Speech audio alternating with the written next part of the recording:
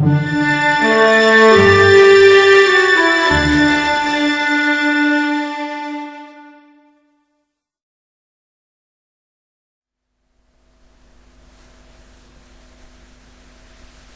to the making of the British Railway series.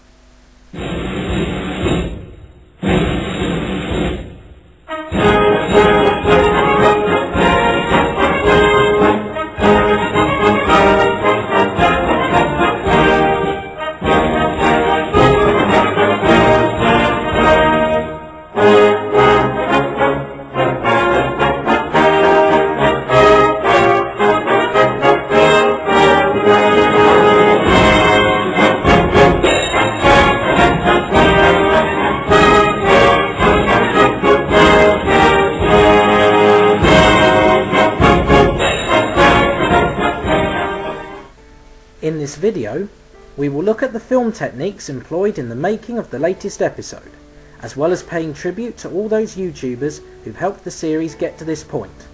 Currently, 10 episodes more than I imagined it would be when I started writing the series over 2 years ago.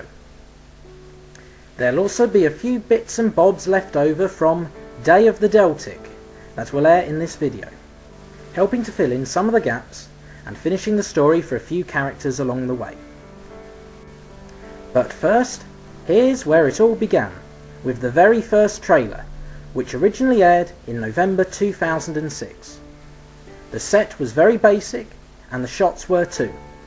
Notice the Peppercorn A1 model, which would one day form the basis of the character Alan.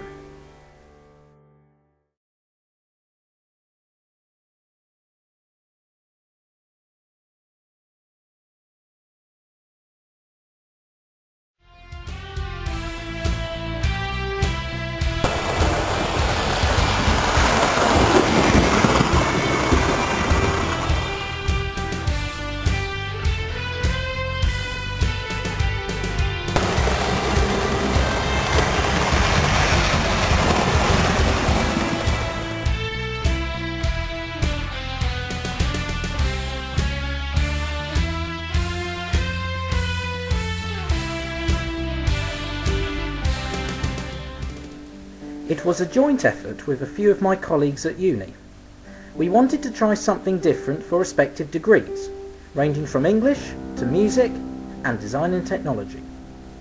It would not be until August 2007 that our first episode, A Great Problem Goes West, was aired on YouTube. Since then, there have been a further 14 episodes chronicling the adventures of the steam engines at Copley Hill, Leeds. The first 6 episodes all appeared in the same 2-part format. We would be introduced to the original 5 engines of Alan, Stephen, Sir Ralph Wedgwood, Herbert and Nigel, with a western interloper named Hawk, of course. And these episodes basically set the scene for the episodes to follow. They have a few unique characteristics. Sound quality, terrible. Filming, erratic, with many mistakes. Alan, Sir Ralph and Stephen have the wrong nameplates and numbers, and so on. It would not be until episode 10 that we would start to see a lot of these problems fixed. This series was conceived as a one-off, yet when I started writing it, I envisioned it being similar in style and story to the Reverend W. Awdry's superb Railway series. But the more I researched the time period and the location, the more the little blue tank engine disappeared from my thoughts. I wanted the series to be historical in respect to the end of steam on British railways. The idea being my conception, my colleagues and I collectively agreed that I would work on the scripts. An original version of the first episode had an entirely different script to that aired. It started with Stephen and Sir Ralph Wedgwood, the Holden B12 and Gresley A4, meeting an unnamed apple green Pacific locomotive. The storyline itself centred around the mystery of the unnamed steam engine, it finally finding its feet in 1949 at its new home of Copley Hill, Leeds. The engine was of course Alan. However, This script was rejected in favour of one I set in 1950, when Alan would have been painted blue and not green. My colleagues rewrote that second script further, and rewrote it to the point where it was completely unrecognisable from that I'd written. It had overtones of a story, Thomas and the Guard.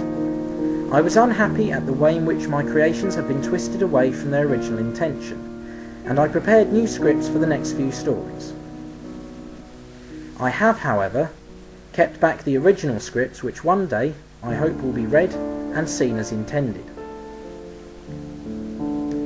This, more than anything, strained my relationship with the team, known as the BRWS team, and eventually we parted ways just after episode 6, although a few members would give me help from time to time on the new episodes, and I've included their names in the end credits as thanks, all the way up to episode 14, nearly 2 years after we first started filming.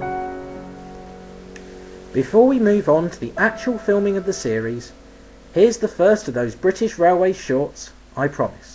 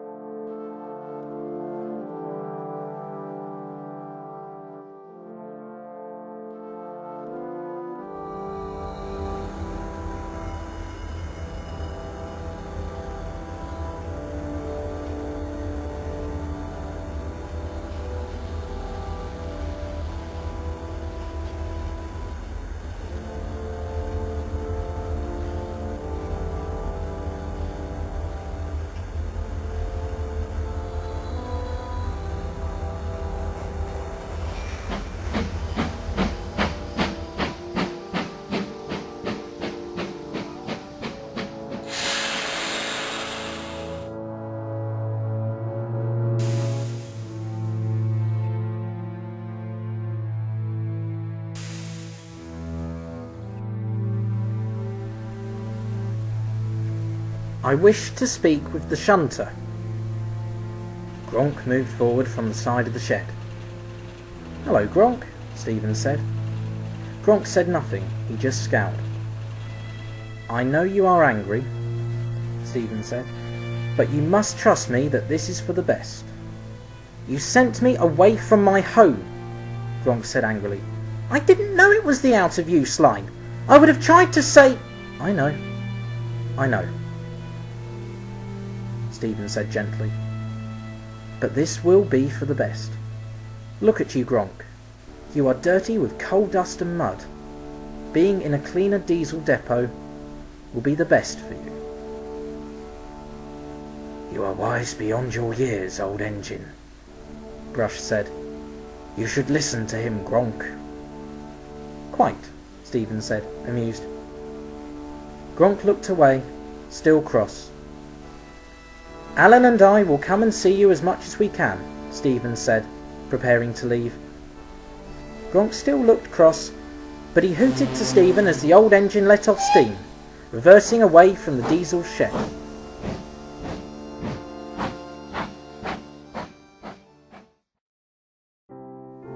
One of the things that has set the series apart from the other model railway related stories on YouTube is the use of our own design faces. These are quite simple to make. They are made from a special type of Austrian white clay, which dries hard in the air. These are then painted white and features painted in black. We had tried a grey shade with white eyes, but these simply looked like poorly done Thomas and Friends faces. And while I'm more than happy to admit that the faces are not exactly high-tech, they do have a charm all their own. Well, I'd like to say that, but the comment I get most in my box regarding the faces is normally along the lines of, why do they have such big noses? I'm not sure, to be honest. As you can see, I have cast new faces as part of an experiment for the next episode in the series. These faces all have eyelids, and it's done to make the engine look like it is sleeping. Just look at Alan's face. Of course, not all the faces come out so well. Here's the reason why Deltic is faceless. This early take on a diesel face was the precise reason I decided against making faces for all of the diesel characters. it simply doesn't look the part. Whereas Gronk's face looks like it fits the character, and certainly in my eyes fits the model's character traits, this face just looks badly done. The Deltic and Class 25 that appeared in episode 15, and the Class 47 that has appeared thereafter, were therefore faceless. It looks more menacing, and a diesel without a face that talks in breathy tones can be a very disconcerting character indeed. Steam effects used to be done using a method first devised by Leo Kim Video, a fantastic YouTuber who you will recognise as the creator of the Rolling Stock or Mad Bomber series of videos. I had much to thank him for. I used a disco smoke machine and some aquarium piping to pump smoke under the sheds and various parts of the layout. That was some time ago, however. The machine broke down when filming episode 6 and has not reappeared since. However, I have used SUF number 21 generators in the current Stephen model and the wartime Sir Ralph model from episode 10, and in the Copley Hill shed in episode 15. This can be seen best in the first 10 minutes next to Sir Ralph and Alan. There are many models that I've used for the series, and this is where they are stored for use in each episode. If you look carefully, you may see a few of the background characters that have appeared from time to time.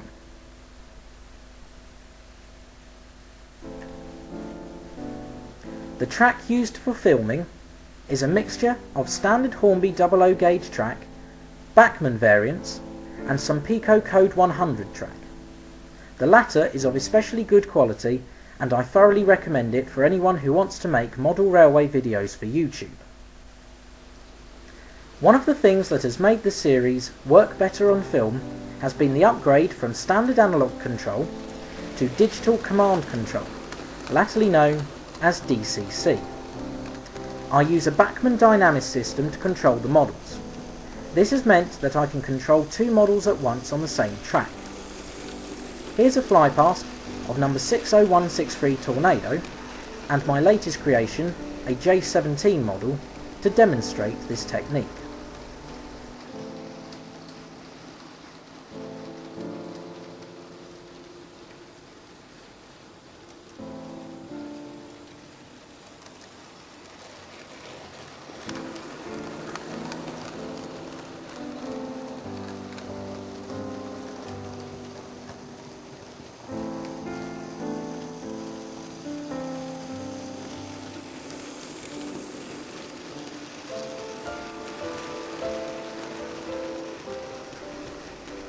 This has also meant that the SUF smoke generators, which work better at higher current draw, actually stay on even while the model is stationary. Here's Stephen demonstrating this quite ably.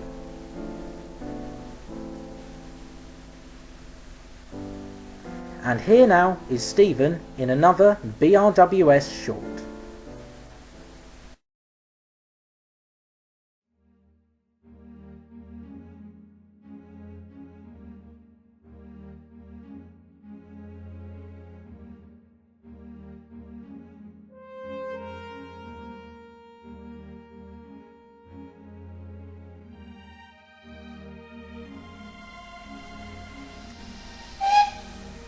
Stephen backed out of the yard. He was just about to move onto the junction when he heard a loud whisper from the sidings. "Stephen! Stephen!" "Who's there?" he said sharply. "Isambard Kingdom Brunel," came the cross reply. Stephen sighed. What a night this was turning out to be. "Hawk, what are you doing here? I thought we had sent you home." "I left Copley Hill and got a hot axle box," the Western Region engine explained. "They put me aside for repair and return, but I got shunted here instead. Can you help me get out of here?" "I would have thought so," Stephen replied. "I might need some help getting you back to Copley Hill though." "I can do that," Gronk said, buffering up to Hawk. "What are all those engines doing there, Stephen?" Hawk asked, as Gronk moved him down the line behind him. "They are being readied for travel by rail to the scrapyards," Stephen answered, as the three engines puffed down the line. Hawk shuddered. The yard was silent. All of the engines were sleeping. But not for long. "Tavish! Tavish!"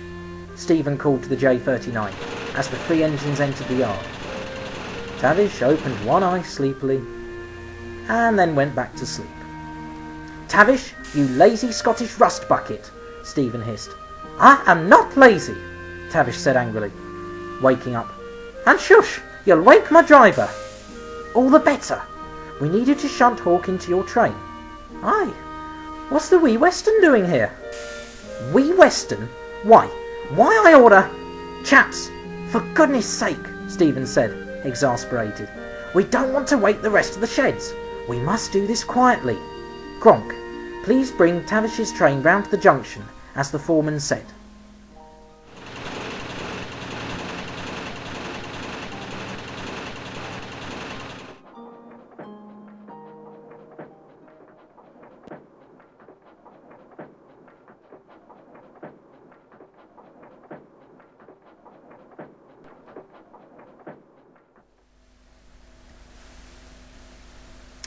In Day of the Deltic, you will have seen that the set was covered in snow.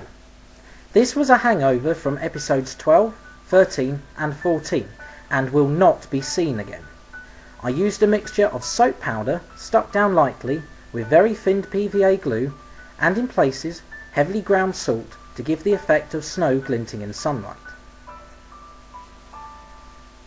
While this gives a rather realistic finish, it did mean that I had a constant battle to keep the tracks and the wheels of the locomotives clean. Sometimes, when filming models, they would stop dead. Not through short circuits or DCC chips frying, although the latter has happened on occasion when models are left to their own devices on the loop line, but through a thick black gunk preventing electrical conductivity. I clean my tracks and wheels using a standard white spirit, applied with a cotton bud. The advantage is quick cleaning. The disadvantage is that it builds up again quickly. Thankfully, I will not be making another snow episode in The End of the LNER. There have been significant changes to the set over the last 3 years, particularly to the track layout and to the way in which we view the yard. The new shed for episodes 12, 13, 14 and 15 is to be replaced by another shed made in the same way but larger.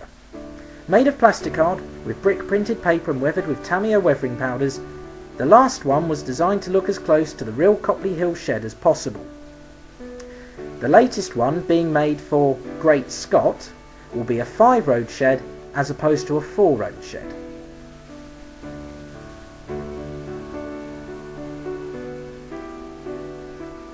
I cannot stress how important research is when making an historical series. I have bought lots of photographs of the real Copley Hill from exhibitions over the last few years, and I've also used quite a few from my late grandfather's collection. There are lots of photographs of his railway days at number 56C. Sometimes though, history catches up with the filmmaker.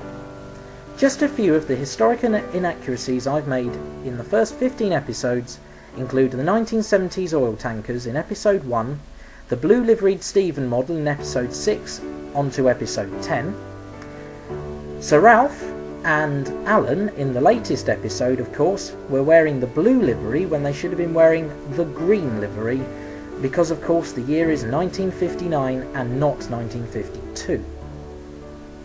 The moral of the story here is, always check your facts and double check them.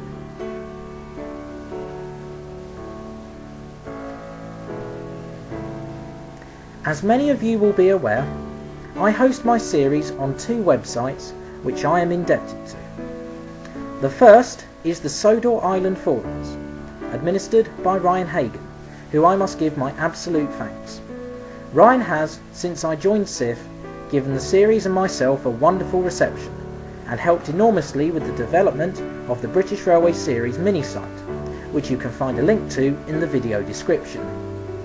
He has even had made up and sent to me a British Railway series mug, which you can see here next to one of my many modelling projects, the XLNER J17. Ryan, thank you for all of your help over the last year, and to SIF, my thanks for your continued support of the series. The second website, The Permanent Way, is the one I co-administrate with Gavin Rhodes, who you all know as the creator of the superb Railways of Sodor YouTube series. I first spoke to Gavin on the subject of modelling not long after joining the Model Trains Forum in 2007, and we've been firm friends ever since. Gavin, thank you for your support and help in filming the series. On the same forum, Sean O'Connor has been a fantastic supporter of the series and has proved to be a really useful contact for working out historical dates and engineering problems. My thanks to you too, Sean. Finally, I've mentioned his name already, Leo Kim Video. I asked Leo some time ago to go through my series, episode by episode, and critique the problems with the episodes. He did a fantastic job, and is always on the end of an email to help me out, and for that, Leo, thank you so much. Without your input, this series would not have made it this far. I look forward to the second instalment of The Mad Bomber with much anticipation. My final thanks go to everyone who continues to post comments and support the series on YouTube. Guys, thank you so much. I leave you then with a final BRWS short, in which Stephen returns to the diesel depot to talk to an old friend.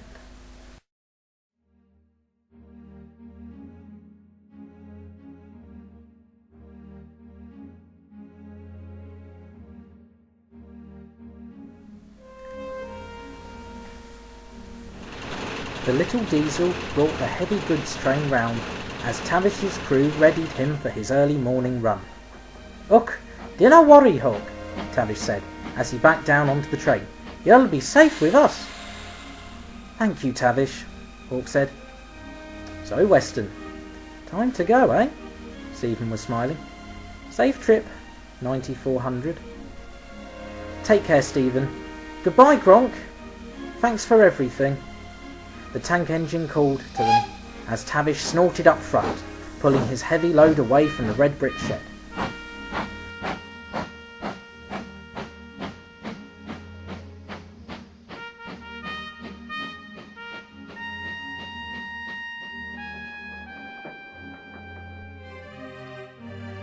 Gronk stayed silent. "Thank you, Gronk," Stephen said. "Now you must return back to the depot. The other diesels are sure to miss you." "Why do I have to go?" Gronk asked. "You'll be happier there," Stephen replied. "Now, I have one last thing to do before returning to Norwich Fork tomorrow. Go now, and I shall see you soon." The little diesel left first, smiling, and the old steam engine left soon after. Not a single engine stirred in the red brick shed.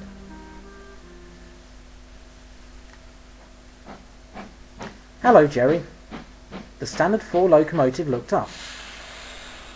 Well, Stephen. What are you doing in this neck of the woods?" "Well, this is still the eastern region," chuckled Stephen. "I'll be heading back to Norwich Fork soon enough." "That's good to hear." The two engines sat in silence as Stephen's crew went round, oiling his motion and checking him over. "I did tell you, you know." "Oh, I remember it well," Stephen said. "I've not forgot that day. What was it, 9 years ago?" No, Jerry said. "It was 7 years. 7 years ago. And it has come to pass. Engines in the sidings are waiting their fate." He sighed. "I'm one of the lucky ones, you know." Would you believe? I'm simply awaiting a crew to take me home. These engines have said goodbye to their crews long ago. They sat there, silent once more. "It was the strangest thing, Stephen." Jerry spoke softly. "Something I'd hoped I imagined. When they cut up a shunter a few nights back, there was this engine coming towards me. It was very old-fashioned in shape, and it glowed in the dark. It moved towards the engine's remains and disappeared into the dark of the night." "Ah, yes, I know that engine well," Stephen said.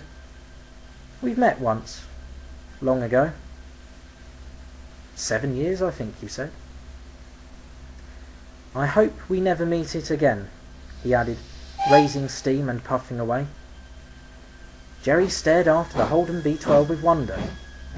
"What was it then?" he called to Stephen. "Some sort of ghost?" There came no reply. Jerry sighed. "I don't know. These older engines," he said, to no one in particular.